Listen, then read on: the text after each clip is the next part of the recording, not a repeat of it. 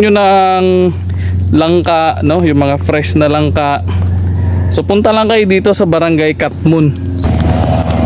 So what's up mga kalakotsero? So for today's video, napadpad tayo dito sa isang farm ng mga langka. So grabe. Grabe, no? Sobrang dami dito yung mga langka dito na nakabalot. Ayun, no, makikita dito sa likod ko, no? So ganito pala yung ginagawa para hindi siya mabulok, no? Pakita ko sa inyo mga kalakotsero. Ito kasi may mga part kasi dito, yun, no?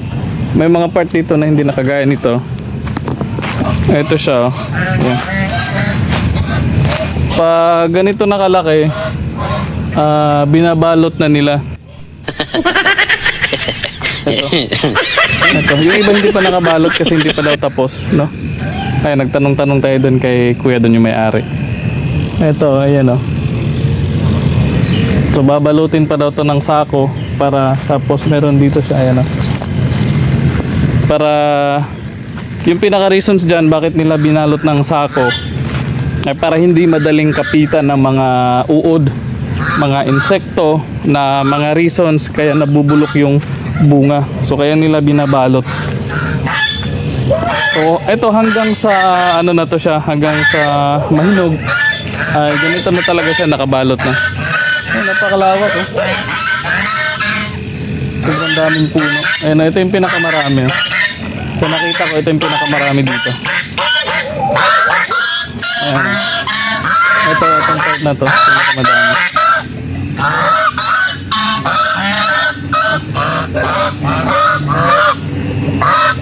So mga kalakotsero, sa mga itong lugar pala na napuntahan ko ngayon, dito to sa Barangay Katmon, dito sa Ormoc City, no? Sa Barangay Katmon. Grabe, marami talaga dito mga langka. Meron din doon sa unahan, ganito din, no? Kaso hindi ako nakapasok dito kasi doon kasi may harang, may ganito. Dito kasi ano lang, nasa highway lang siya. So grabe. Dami.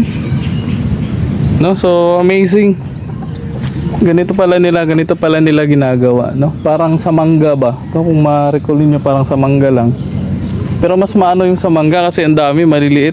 Ito kasi hindi siya ganun kahirap balutin kasi nga malalaki, tapos mababa lang yung puno. So hindi siya ganun kadelikado kung sakaling mahulog ka.